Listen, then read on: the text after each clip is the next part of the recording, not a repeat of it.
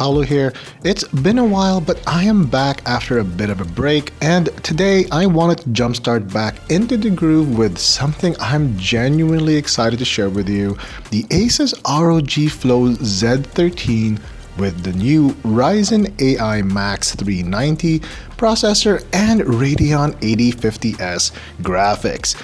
Released in 2025, ASUS sent this to me in the beginning of the summer, and I really wanted to play with it before giving it my full thoughts, because if you followed my channel, you might remember I covered the first generation Flow Z13, which was already a wild concept.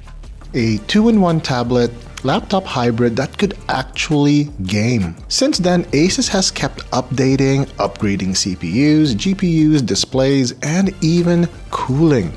And this 2025 refresh feels like the point where the Z13 has really matured into a serious gaming and creator platform. And I wanted to talk about this one because you may want to take the jump with this tablet version. Now, the version I have isn't the flagship AI Max 395 model, but that's intentional. I wanted to show you how the slightly less expensive 390 model still gives you everything you'd realistically need, and maybe even more flexibility thanks to its ability to dynamically allocate system memory as VRAM. For most people, this version might actually be the smarter buy. Let's check out the 2025 ASUS ROG Flow Z13.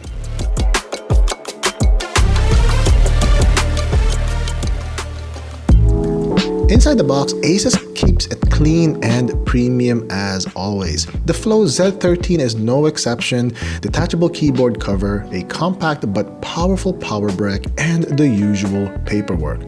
Picking it up, it's instantly recognizable as an ROG device. The magnesium alloy chassis keeps it lightweight but sturdy, while the etched ROG aesthetic and RGB rear window make it feel futuristic without being over the top. The kickstand is rock solid, adjustable to almost any angle, and the magnetic keyboard cover snaps on easily. ASUS has really nailed the balance between portability and gaming DNA here. At just under 1.2 kilograms for the tablet itself, it's lighter than most gaming laptops but feels much more premium than your typical detachable. Now let's dive into what makes this unit special.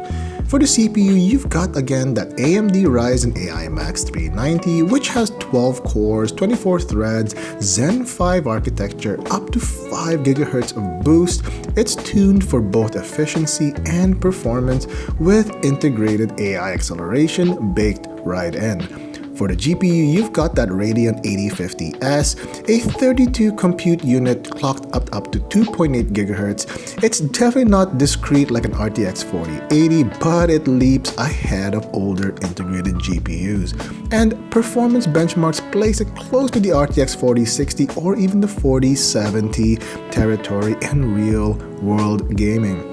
For RAM, it came with 32GB of LPDDR5X fast soldered memory. However, you can allocate that memory towards VRAM, and it is running at a very high bandwidth. For storage, it comes with a 1TB PCI Express 4.0 NVMe SSD with great read-write speeds for load times, and you can obviously upgrade it to up to 2TB, which is available as of this video. For the display, you've got a beautiful 13.4-inch touchscreen, a 2560 by 1600 resolution, a 180Hz refresh rate, and it's color accurate, giving you sharp and silky smooth motion.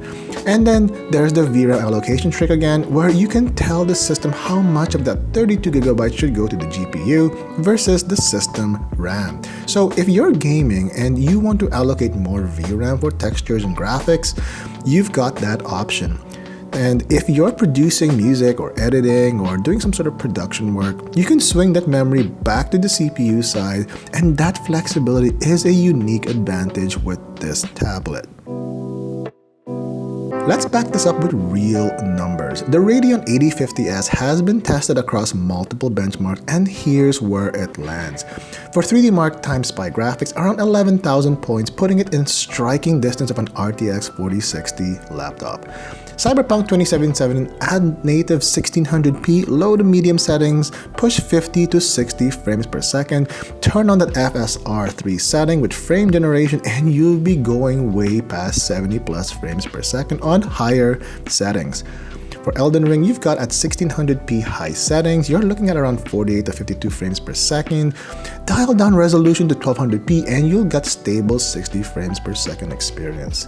For Black Myth Wukong, early benchmarks place it in the 50 to 55 frames per second range at 1440p high resolution, scaling up nicely with again the FSR 3 frame generation. So overall, this really sells the Radeon 8050S as being much more capable than people expected from an integrated graphics chip. And I've faced really no challenge, especially when you're plugged in. You get really good performance, very low heat, and portability all in one tablet. Benchmarks are one thing, but real gameplay is where the Z13 shines.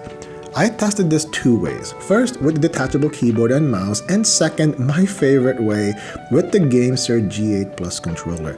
Drop the tablet right into it, connect via Bluetooth, and suddenly you've turned this into an ultimate handheld gaming tablet. And it feels amazing. Playing Cyberpunk on the couch or indie games like Hollow Knight on a massive 13.4-inch screen is such a unique experience.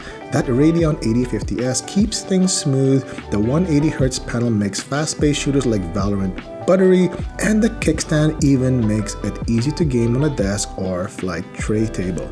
This really isn't just a gimmick though, it's legitimately fun and a flexible way to play your games.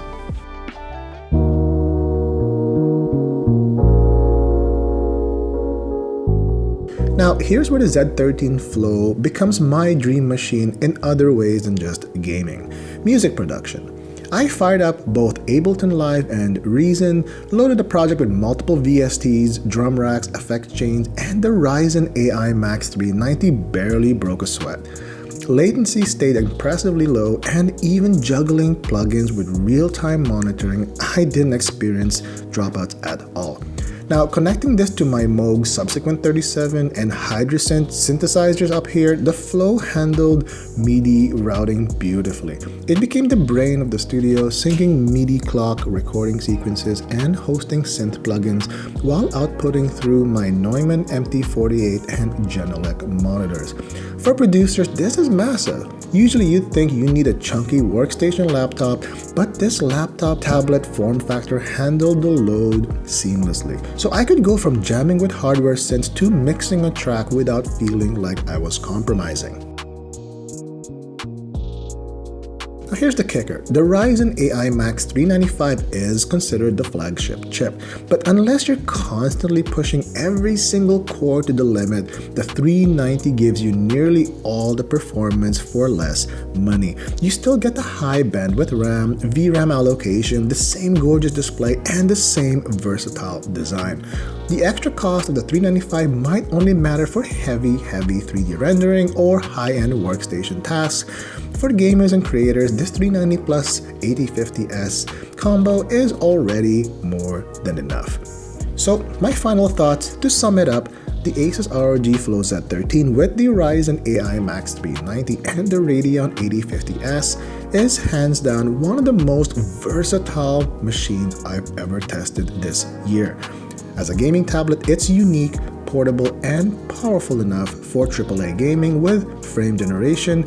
As a laptop replacement, it's got the power, it's got the speed, and design chops to handle daily work and productivity. And as a studio tool, it's genuinely held its own in a full music production workflow with hardware synths. This isn't just a novelty, it's a hybrid that truly delivers across the board. So the big question is, would you rather save money with the AI Max 390 version, or would you pay up for the 395? Drop your answer in the comments below, and I'm curious to see how you'd configure your Flow Z13 if you were to pick one up. Thanks for watching, and don't forget to subscribe because I've got more reviews, some fun projects in the pipeline, and I'll see you in the next one. Till next time, see ya.